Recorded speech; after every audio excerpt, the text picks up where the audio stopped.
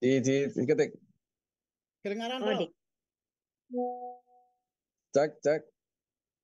cek. Jelas, oke. Bismillahirrahmanirrahim. Terima kasih atas paparannya. Eh, saya kira ini saya melihat ada berangkat yang salah ya di dalam diskusi ini ya. Karena sebenarnya saya tidak tahu ya, karena saya nggak mengampu ini saya gantikan Pak Muid ini. Tidak tahu ini matkulnya apa? Matkulnya kan correct view ya. Karena sebenarnya judul ini Anda harus memberikan formulasi secara teoritis terkait dengan dua hal, yaitu tentang tafsir maqasidi sama sustainable development, pembangunan yang berkesinambungan. Nah, ini tentu saja berangkat dari sini dulu. Misalnya tafsir maqasidi ini oleh para ulama telah diformulasikan seperti apa. Misalnya. Ya. Kalau ini makosidinya itu adalah makosid Al-Quran, makosid Al-Quran, maka memang secara umum, misalnya seperti siapa itu salah seorang pemikir dari Iran itu, dia punya pembahasan begini untuk memformulkan sebuah ilmu yang manfaat itu, kata beliau. Itu adalah ilmu yang menjadikan si pemiliknya bisa dekat kepada Tuhan, pada sisi yang lain dia punya kesadaran atas tugas kekhalifahan. Nah, gitu. Tugas kekhalifahan. Ya. Jadi ilmu yang ma'ruf itu adalah ilmu yang menumbuhkan kesadaran kepada pemiliknya yang dengan ilmu itu dekat dengan Tuhan.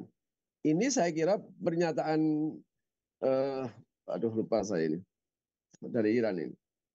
Itu itu persis seperti pernyataan hadis man izdada ilman walam yazdad hudan.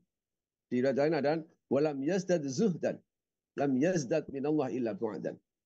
Nah, penetapan teori-teori ini dulu yang harus ditetapkan sebelum kita kemudian mengacu kepada pembangunan yang berkesinambungan. Oke. Jadi itu yang pertama bahwa tafsir Maqasidi itu adalah metodologi tafsir yang terakhir untuk menjawab apa muncul setelah tafsir Mawdu'i. Sekarang itu kalau dulu itu al-ibrah bi umil lafzi la bi khusus sabab. Bergeser al-ibrah bi khusus sabab la bi umil lafzi. Sekarang bergeser al-ibrah bil maqasid la bi umil lafzi la bi khusus sabab. Nah, kalau begitu, maqasidul Quran tadi itu memang tidak bisa di apa dijauhkan dari maqasid syariah yang hifdzuddin, hifdzul akal dan sebagainya. Itu adalah maqasid Al-Quran. Tetapi kalau kemudian kita memformulasikan secara umum maqasid Al-Quran itu adalah darul mafasid jalbul masalih. Kalau ini berangkatnya, maka pernyataan Sultan Ulama Izzuddin Abdussalam di dalam kitabnya Qawaidul Ahkam itu, dia punya ketetapan begini, ini bagus. Kapan maslahat itu harus dilaksanakan? Kapan kaidahnya ada darul mafasid muqaddam al jalbil masalih. Itu kaidah-kaidah umum di usul fikih yang memang disepakati seluruh ulama-ulama fikih. Darul mafasid muqaddamun ala jalbil masalih.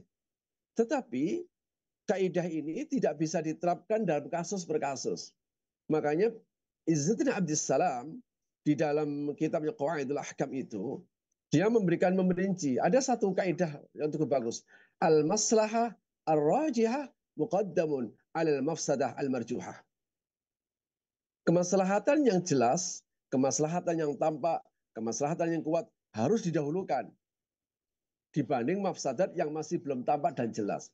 Kalau begitu, kalau ini yang menjadi pijakan, ada sekian banyak pijakan ideal di dalam agama untuk mengawal maqasid Al-Quran yang kemudian memunculkan kaidah-kaidah usul, misalnya ad-darar yuzal.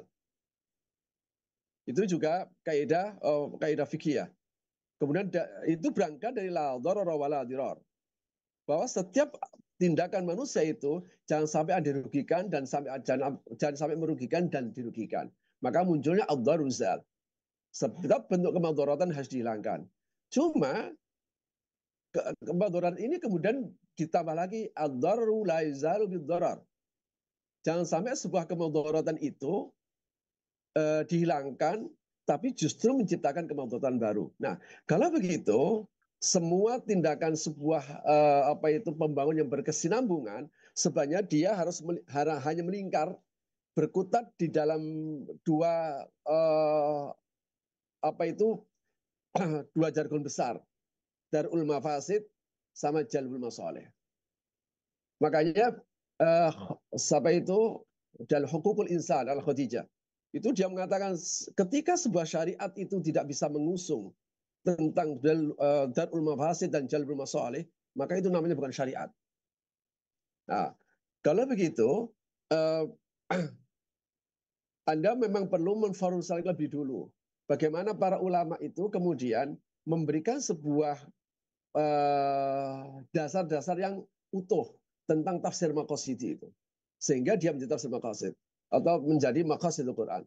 Tetapi kalau Anda kemudian, makanya ini kan perlu dukungan, perlu dukungan keilmuan. Saya sampaikan bahwa Anda bisa ngambil pada pendapatnya Imam Izzuddin Abdussalam yang dikenal dengan Sultanul Ulama. Dia abad ke-5, dia punya buku kitabnya Qawaidul Ahkam. Disitulah dia kemudian menjadi satu pijakan kita bahwa dia memberikan sebuah banyak hal dan termasuk punyanya As-Suyuti yang kita kalau begini lupa saya. Dan di situ memuatkan kaidah-kaidah fikih. Sebab dari sanalah kemudian menjadi pijakan. Setelah kita clear untuk memberikan formulasi secara utuh tentang maqasid Al-Quran, tentang maqasid syariah, baik secara global, darul mafasid sama jalbul masalih, dan kemudian dirinci menjadi hifdzuddin, hifdzul aql, hifdzul nasl, hifdzul mal, dan hifdzul hard. Yang 5 maqasid syariah yang kemudian disepakati pada maqasid syariah. Dan ini kitabnya cukup banyak. Dan ini sepakat. Baik punyanya Ramadan Al-Buti, misalnya Ibnu Ashur, punyanya Sya'rawi. Beliau memilih buku-buku maqasid syariah. Dan itu menjadi satu pijakan. Nah, setelah ini menjadi satu pijakan, maka formulasi berikutnya adalah apa yang dimaksudkan pembangunan berkesinambungan itu. Para ahli, kenapa? Karena kalau sudah seperti begini, kalau Anda mulai seperti begini, saya tadi kan pijakan Al-Qur'annya kan tidak begitu jelas. Karena begini, saya ingin memberikan sebuah bandingan bagaimana Al-Qur'an membahas tentang konsep kehancuran bangsa. Ini sharing pemikiran saja. Kalau Anda dalam sebuah konsep kehancuran bangsa, itu paling tidak ada 2 hal. Sebab yang melatar belakangi dan aktor intelektual di balik kerusakan sebuah bangsa itu. Kalau kita merujuk kepada ayat di surah Al-Hajj, "Faka'ayyim min qaryatin ahlaknaha wa hiya zalimah. Fa hiya khawiyatun 'ala al-bi'r mu'attarah qasim masyid." Banyak negeri yang dihancurkan, di situ dikasihkan wa hiya zalimah. Mereka berbuat zalim. Nah, ketika dikatakan mereka berbuat zalim, ini berarti mereka telah keluar dari maqasid Al-Quran. Sebab kalau semata-mata satu pembangunan yang bersifat fisik, saya kira kaum Ad sudah mendapatkan penghargaan dari Al-Quran allati lam yukhlaq mithluha fil bilad. Atamnuna bi kulli ri'in ayatan ta'matun. Dia ada sekian banyak ayat, tapi kemudian dia dihancurkan. Farsalna riyah sarsara. Dia kemudian dihancurkan oleh angin. Kenapa? Ini ada yang salah. Nah, kalau gitu perlu diformulasikan istilah zalim di dalam Al-Quran. Sebab ayat itu yang di surah Al-Hajj 45 itu bertentangan secara maknawi ya dengan ayat di surah An-Nahl ayat 61. Tadi yang saya baca surah Al-Hajj ayat 45 ini bertentangan secara teks dengan surah An-Nahl ayat 61. Bunyinya walau ya'khidullahu an-nasa bidzulmihim ma taraka 'alaiha min dabbah. Di dalam surah Al-Hajj itu kezaliman menjadi sebab kehancuran sebuah bangsa yang diwakili oleh Qaryah. Majas mursal min itlaqil makan wa iradatil makin. Sementara di surah An-Nahl itu kezaliman tidak menjadi sebab turunnya sebuah adab. Adab itu adalah bencana alam. Makanya saya sampai sekarang masih berkeyakinan bahwa bencana alam adalah adab. Karena dalam Al-Quran tidak kita temukan. Nah, karena itu dua ayat ini tentu saja bertentangan. Maka yang perlu saya telah meneliti namanya konsep fasad di dalam Al-Quran. Dan ternyata fasad, semua kata fasad itu merujuk kepada kerusakan ideologi. Kerusakan apa yang bersifat ideologis. Tidak kerusakan bersifat perilaku. Jadi kerusakan moral itulah kemudian mengawal kerusakan perilaku. Termasuk ayat yang Anda baca tadi. Dharal fasadu fil bari wal bahar. Kenapa ayat itu tidak bimaktasabat? Berbeda dengan laha maka sabat wa alaiha maka sabat. Ini dalam buku saya kaidah tafsir berbasis terapan itu saya masukkan pada konsep ziyadatul mabna tadullu ala ziyadatil makna. Tambahnya kata akan menjadi pengaruh pada makna. Tetapi ayat itu sengaja bimaka sabat. Karena sesungguhnya ingin memotret satu perilaku keburukan yang sudah begitu sangat melekat. Sehingga ayat tidak perlu menggunakan iktasabat. Ayat ini sama dengan bala mangkasaba sayyi'atan wa ahatat bi khati'ah. Kenapa saya katakan bima kasabat aydin nas itu maksudnya perbuatan buruk? Karena ada qarinah lafdhiyah namanya al-fasad. Dhahar al-fasad. Al-fasad itu ada lawan al-salih. Lawan dari kebaikan. Sehingga ada dua qarinah di sini, qarinah lafdhiyah. Yang pertama kata fasad, yang kedua liyudhiqum ba'dal ladzi amilu. Ini akan aku rasakan ada qayudhiqu. Itu pasti konotasinya perilakunya buruk. Nah, kenapa ayat itu tidak menggunakan iktasabat, tidak seperti di surah Al-Baqarah laha maka sabat wa alaiha maka sabat. Saya katakan bahwa karena ayat ini sedang memotret orang yang sudah terbiasa melakukan kerusakan sehingga kerusakan itu menjadi merajalela. Tapi kerusakan ini ternyata yang sepertinya kerusakan lahiriah itu berangkat dari batiniah. Nah, gitu. Kalau begitu, perubahan yang terpenting itu bukan perubahan dalam tingkat pranata sosial, tapi tingkat keyakinan, ideologi. Sehingga bagaimana kita kemudian diarahkan, persoalannya kan ideologi, apa itu keyakinan kita ini, hal-hal bersifat teologis dan ideologis itu dirusak oleh hal-hal bersifat pragmatis dan halnya dunia. Makanya Imam Sya'rawi menyatakan bahwa rusaknya sebuah bangsa negara itu berawal dari hubbud dunya. Hubbud dunya ra'su kullil khati'ah. Nah, kalau begitu, kalau memang kezaliman itu menjadi satu sebab kehancuran sebuah bangsa, maka teori zalim ini perlu diberikan perspektif. Disinilah seorang pemikir Islam dari Pakistan, Mazharuddin As-Siddiqi, dia memberikan sebuah formulasi bahwa kezaliman yang dimaksud di dalam ayat surah Al-Hajj ayat 45 itu adalah kezaliman yang sudah naik menjadi penindasan, ketidakadilan, dan kesewenang-wenangan. Kalau sudah seperti begini, maka pembangunan yang berkelanjutan itu akan kemudian mengarah kepada kelompok-kelompok tertentu. Nah, pertanyaannya adalah siapa yang bertanggung jawab untuk memformulasikan bahwa ini adalah pembangunan berkesinambungan. Di dalam sebuah secara teoritis, pembangunan berkesinambungan adalah pembangunan yang dilakukan saat ini tapi tidak menghancurkan generasi mendatang. Saat ini bisa manfaat, tapi generasi mendatang tidak akan kehilangan sumber kekayaan alam itu.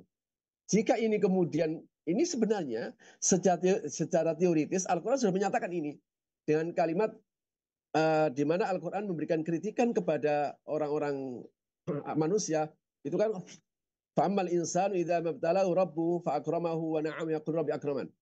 Wa amma idza, ada dua ayat itu. Ayat ini sedang mengkritik umumnya manusia yang menganggap merasa dimuliakan oleh Allah karena rezekinya lancar. Dia merasa dihina oleh Allah karena rezekinya tidak lancar. Makanya dikritik oleh kalla. Tidak begitu. Balla tukrimunal yatim. Nah, ini sudah teologis. Wala tahaduna ta'amil miskin. Wa ta'kuluna turath aklan lamma.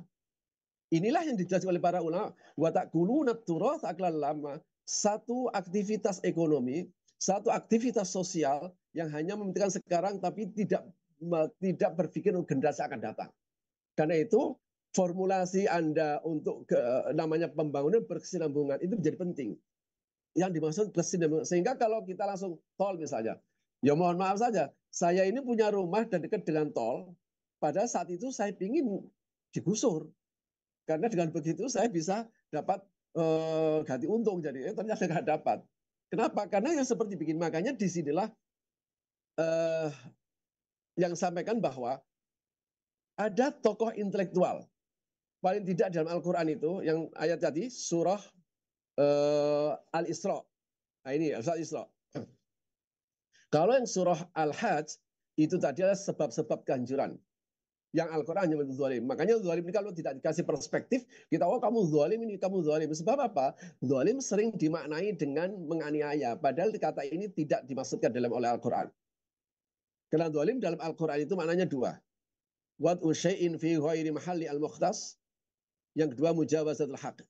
Artinya kalau kemudian saya ini punya jabatan, dan jabatan saya tidak memberikan sebuah kemaslahatan, maka saya telah zalim.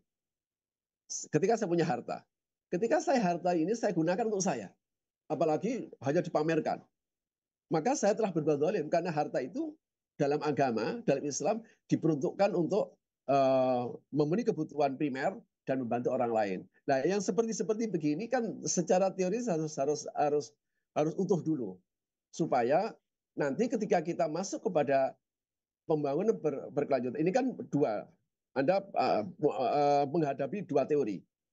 Teori pertama ada tafsir maqasidi atau maqasidul Quran, yang saya tadi sampaikan bahwa kalau memang secara umum ada darul mafasid dan jalbul masalih, maka seluruh ulama sepakat bahwa selama ada sesuatu yang tidak bisa menghindari mafasid dan maslahat, maka itu bukan kelompok syariat. Nah, baru kemudian Anda masuk kepada pembangunan berkelanjutan. Pembangunan berkesinambungan itu bisa misalnya,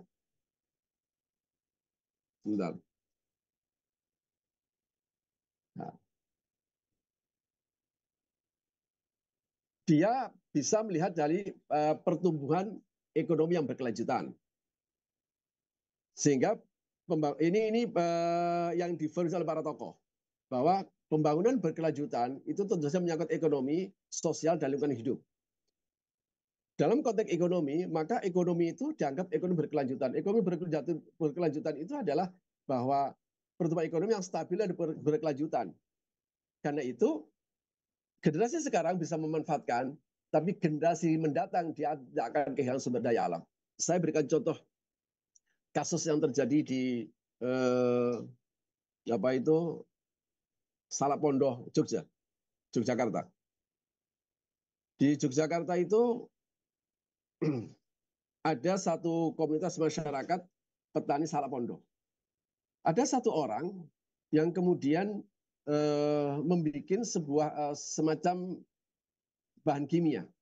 Tujuannya adalah untuk mendapatkan hasil lebih besar.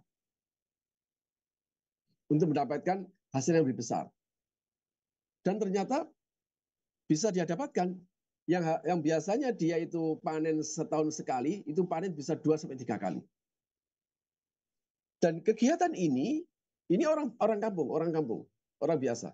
Akhirnya menarik masyarakat sekitar. Hanya semua meniru, menggunakan bahan kimia untuk merangsang Salapondoh tadi itu. Dan ini berjalan lama. Harusnya Allah sudah menghadap sejak awal karena dia kesalahan. Tapi kemudian datanglah sekelompok peneliti dari, kalau antara dua ya, antara UGM atau UI. Tapi saya yakin kayaknya UGM. Jadi sekelompok peneliti dari UGM tadi itu melakukan penelitian tentang kualitas tanah di sekitar Salapondoh tadi kok bisa berkembang. Akhirnya ketemulah seseorang bahwa dia melakukan rekayasa keilmuan dengan memberikan sebuah bahan kimia. Setelah dia melihat bahan kimia, betapa terkejutnya dia. Dengan pengetahuan yang dia miliki, dia bilang, Pak, jangan gunakan alat ini, jangan gunakan bahan ini. Bapak memang bisa mendapatkan manfaat, tapi gara-gara bahan ini, maka generasi Bapak 20 tahun ke depan, generasi Bapak akan hilang. Pertanyaannya, mau dengarkan tidak? Nggak akan mau. Dia nggak akan mau. Pasti dia akan bilang, udah jangan dihiraukan. Loh, itu loh beratnya kita. Kalau sudah seperti begitu, Allah akan turun tangan. Akhirnya apa? Didasari nggak bisa kena Merapi. Anda tahu, Merapi ini kan kelihatannya saja bahwa dia itu membunuh. Nah, ini loh maksud saya bahwa terkadang untuk kemaslahatan itu dia harus mengorbankan sekian banyak hal. Maka ketika disiram oleh lahar dari Gunung Merapi itu, langsung saat itu normal kembali. Wah, subhanallah. Makanya bencana itu harus cara memandangnya itu harus cara memandang agama supaya kita tidak gagal paham. Sehingga kalau gitu perubahan sebuah masyarakat yang selalu merujuk kepada ayat innallaha la yughayyiru ma biqaumin hatta yughayyiru ma bi anfusihim. Ini sudah kesalahan fatal luar biasa ini. Saya sudah punya buku dan punya konsep ya. Dan buku saya sebenarnya bisa sudah selesai mau terbit. Sunatullah versus takdir dalam konteks bencana alam. Saya sampai punya pikiran seandainya suatu saat saya punya kesempatan untuk mempresentasikan di depan pejabat-pejabat tinggi dalam konteks kehancuran bangsa, saya jelaskan itu. Di dalam surah Al-Isra itu ada ayat wa idza aradna an nuhlika qaryatan amarna mutrafiha. Jika kami hendak menghancurkan sebuah negeri, itu bukan kemudian macetnya pembangunan, tidak. Amarna mutrafiha. Aku akan berbanyak kelompok mutraf. Aikatharna mutrafiha. Mutraf adalah orang yang dikarunia sesuatu, yang dengan sesuatu itu dia berpotensi. Nah, gitu ya. Dia berpotensi untuk bersikap semena-mena, dia berpotensi untuk bersikap arogan, dia berpotensi bersikap ketidakadilan. Nah, inilah kemudian saya formulasikan, saya simpulkan bahwa sesuatu yang menjadikan seseorang seperti begitu ada dua, kekuasaan dan harta. Makanya mutrof, saya simpulkan bahwa inilah kelompok dominan dalam konteks masyarakat. Elit politik sama elit ekonomi. Sehingga Anda tidak bisa hanya menyalahkan elit politik. Karena elit politik itu ada elit ekonomi. Elit ekonomi punya kepentingan. Nah, ketika elit politik dan elit ekonomi fafasaku fiha, mereka berkonspirasi buruk, semuanya hancur. Nah, makanya saudara sekalian, ya Anda memang kelompok intelektual, maksudnya kelompok elit intelektual mahasiswa yang berkepentingan untuk memberikan kontribusi pemikiran, tetapi supaya utuh. Cuma saya memberikan catatan ya, tadi saya baca sedikit ya dari makalah Anda. Kok di situ ada body note? Anda kan footnote itu. Kok di situ ada tulis body note? Jadi note ada di dalam gitu. Saya heran dong. Ini footnote kok tapi ada body note akhirnya. Maksud saya gini, bahwa menulis makalah itu memang berat ya, tetapi memang harus serius karena memang S3. Karena disitulah kita akan melatih berpikir, melatih untuk meneliti mencari sumber dan kemudian berargumentasi dan menemukan sebuah teori dan sebagainya. Nanti akan berkesinambungan. Nah, inilah kalau kita bicara tentang pembangunan berkesinambungan, karena pembangunan itu kan sebuah satu aktivitas dan gerak, dan menjadi kunci adalah manusianya. Makanya saya ingin contoh sederhana gini, ketika lahan terjadi penggundulan lahan, misalnya illegal logging, misalnya akhirnya menjadi gundul, kemudian menjadi banjir, maka pemerintah melakukan satu gerakan penanaman 1.000.000 pohon. Penanaman 1.000.000 pohon. Pertanyaannya, ketika 1.000.000 pohon itu menjadi besar, apa jaminannya bahwa tidak ditebang kembali? Inilah persoalan-persoalan mendasar bahwa kita ini, bahwa akidah memang benar. Akidah yang dimaksudkan adalah akidah agama masing-masing. Akidah dalam konteks ini tentu saja tidak semua harus beragama Islam. Absurd. Itu mengenai sunatullah yang ditegaskan la ikraha fiddin qad tabayyana Rasulullah ghaib. Karena itu di dalam surat Hud 117 itu ditegaskan maka rabbuka liyuhlikal qura bidzulmin wa ahluha muslihun. Kalimatnya muslihun bukan salihun. Tuhanmu tidak akan menghancurkan satu negeri jika perilaku negeri tadi itu muslih. Muslih itu adalah melakukan satu perbaikan-perbaikan. Nah, Selama Anda melakukan satu perbaikan, itu Anda telah melakukan satu kegiatan yang berkesinambungan. Saya kasih contoh yang ini mungkin agak sedikit miris. Ada sekelompok mahasiswa yang mungkin militan lah. Saya sebut mahasiswa muslim yang militan. Dia melakukan satu penelitian di daerah Ponorogo dan menemukan satu fenomena alam yang agak janggal, yaitu di di dataran tinggi itu air begitu melober, air. Sementara di dataran rendah itu air justru berkurang. Akhirnya sekelompok mahasiswa tadi itu kemudian punya ide, gimana caranya ya air yang melober di atas itu kemudian bisa mengalir di bawah. Akhirnya mereka sepakat dilakukan namanya proyek pipanisasi. Satu proyek pipanisasi meskipun sederhana, dia sesungguhnya sudah melakukan satu kegiatan pembangunan berkesinambungan. Secara ide, pertanyaannya siapa yang biayai? Nggak mungkin mahasiswa, karena dia ratusan juta. Akhirnya apa? Dia berpikir karena dia seorang mahasiswa idealis, sehingga dia masuk kepada domain duafa. Domain duafa tidak berani mengcover karena terlalu besar. Kemudian domain duafa kemudian bergeser, ditawarkan kepada bank-bank syariah atau bank Islam lah, bank syariah. Yang mengejutkan adalah tidak ada satupun bank syariah itu kemudian mau membiayai. Kalau seandainya saya punya ide saat itu, kenapa bank syariah tidak bekerja sama untuk membiayai ini? Yang akhirnya apa? Teman saya tadi itu, proyek tadi itu akhirnya dibiayai oleh bank HSBC. HSBC itu tidak tahu milik asing lah. Anggap saja itu adalah bank kafir. Inilah yang namanya islah itu, Bapak. Sehingga sudah melewati batas-batas ideologi, batas-batas agama. Akhirnya apa? Dia kerjasama. Kerjasamanya unik. Kerjasama dompet duafa dengan bank HSBC. Yang melaksanakan adalah mahasiswa Islam. Padahal ini jelas-jelas proyek berkesinambungan. Nah itulah kalau begitu, ini ada kesalahan ideologis yang kemudian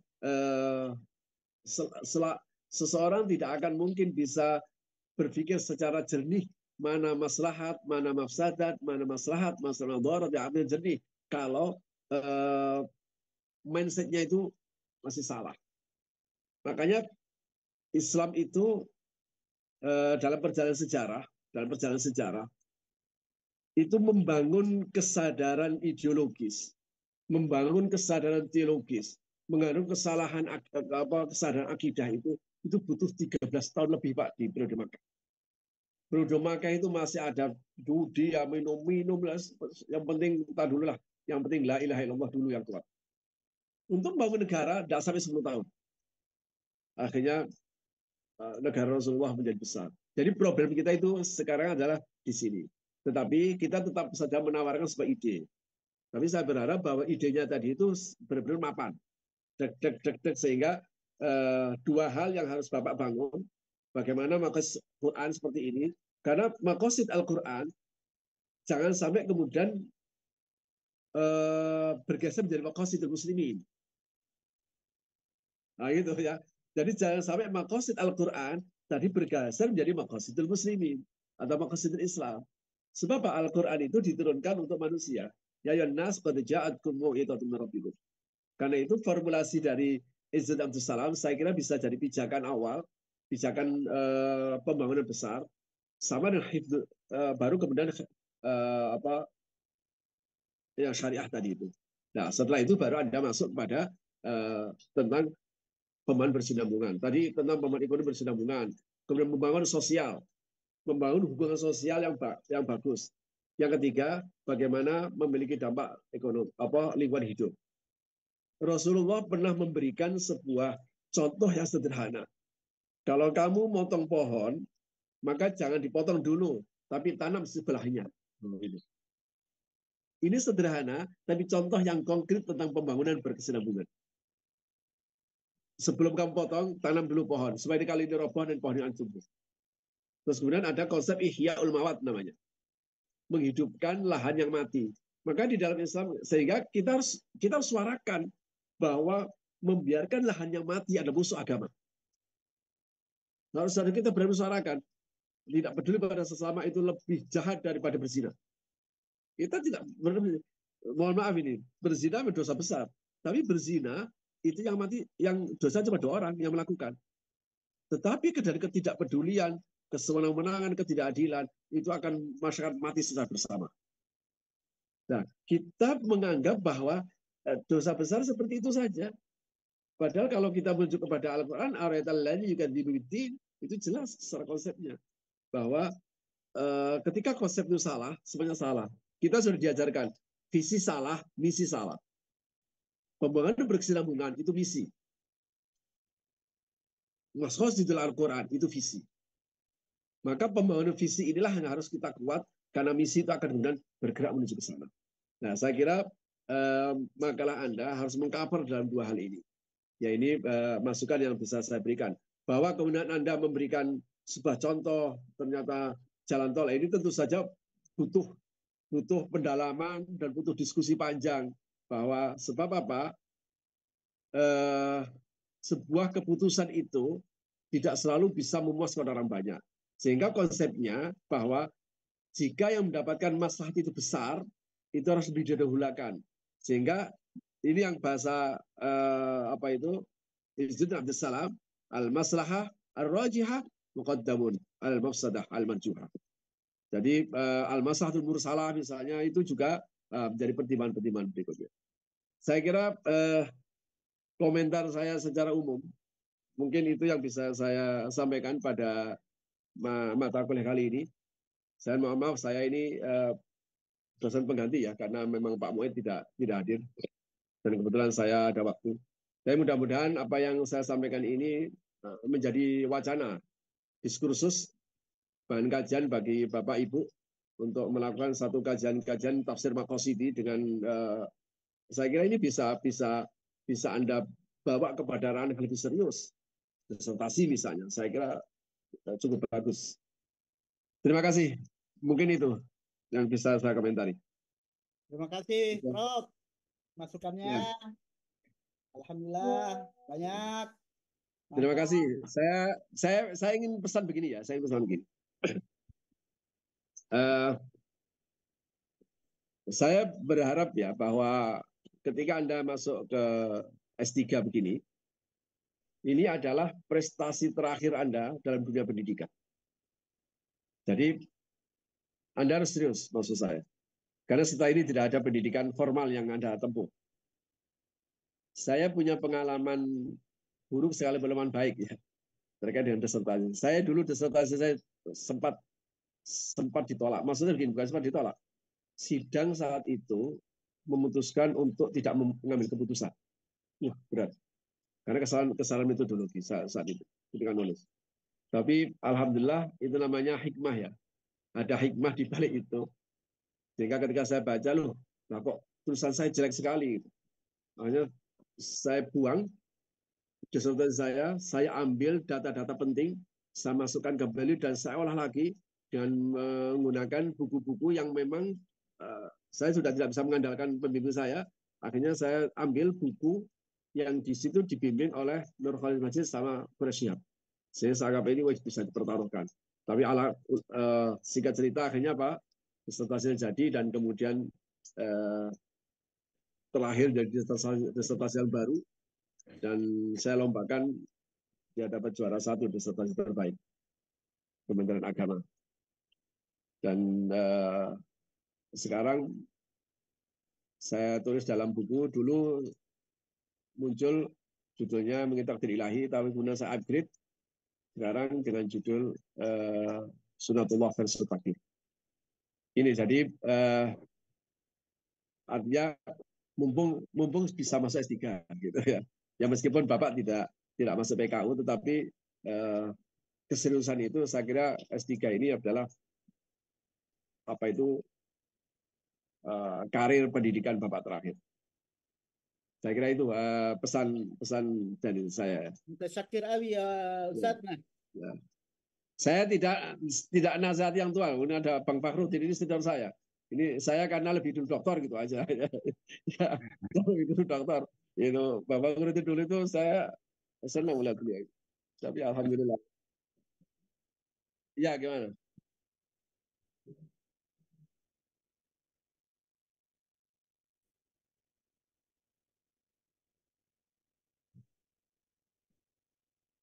Ya.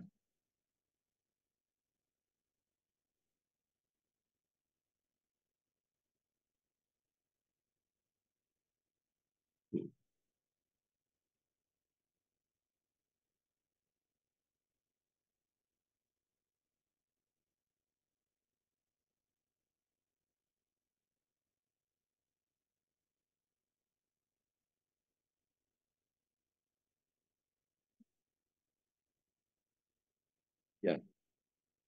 Kalau begitu, sebenarnya begini, yang menjadi pijakan awal itu adalah definisi. Karena definisi jami' mani inilah yang kemudian Anda akan bisa melihat ini maqasid Al-Quran, ini maqasid syariat. Karena di dalam prinsip syariat itu ada 3 prinsip syariat itu. Syariat Islam ya secara umum. Taqlilut takalif, adabul haraj, ad-dadaj fi tasydid. Ya. Makanya definisi tadi itu kemudian akan menjadi ruang bahwa maqasid Al-Quran itu seperti ini. Bahwa kemudian ada turunannya secara rinci dalam maqasid syariah ada 5 itu, hifdzuddin, hifdzul akal, saya kira itu uraian saja. Tetapi bahwa ada sebuah dalil, kemudian ada ilat, maqasid, saya kira ini 2 hal yang berbeda. Karena ilat akan kemudian mengarah kepada hukum, maqasid ada tujuan dari sebuah hukum tadi. Sehingga ilat itu kan hanya al-hukmu ya tuh, ma'ilatihi wujudan wa adaman. Ada ilat, ada hukum, nggak ada ilat, ada hukum. Nah gitu. Tapi maqasid itu ada satu hal yang umum yang itu akan menaungi di semua aktivitas. Nah di situ. Makanya kenapa sekarang bahkan Pak Kures sekalipun itu sudah bergeser bahwa sekarang sudah mulai al-ibrah bil maqasid. Meskipun ya saya kira tidak, karena bil maqasid itu formulasinya kadang tidak jelas karena memang pijakan tafsir itu kan dari usul lughah, pokok-pokok bahasaan itu. Kita tidak bisa tidak menggunakan usul lughah itu. Sebab kalau lughat itu kemudian tidak diposisikan dalam posisi yang sebenarnya, maka kita bisa akan salah paham dalam Al-Quran. Ya. Makanya kadang ayat itu alibrah bil khusus sabab, kadang Al-Quran alibrah bil mulahdi. Sekedar contoh saja, misalnya ketika Anda membaca ayat walad dhalin wal maghdub sa'ad dhalin. Semua tafsir itu akan kemudian mengatakan al-maghdub al-yahud. Ad-dhalin adalah Nasara. Pertanyaannya, dari mana Rasulullah memberikan hukum itu? Nah, gitu. Apakah kalau kita menganggap bahwa al-ibrah bi umumil lafzi, saya kira mau Yahudi mau Nasrani sama aja, mau mereka ya sesat, mereka ya maghdub. Tetapi ini pasti berangkat dari perilaku sosial masyarakat saat itu. Sehingga ketika Rasul mengatakan, ya Rasulullah, saya al-maghdub alaihim Yahudi itu. Artinya setting sosial itulah yang kemudian mempengaruhi Rasulullah. Makanya kemudian saya ayat ini lebih senang menggunakan kaidahnya al-ibrah bi khusus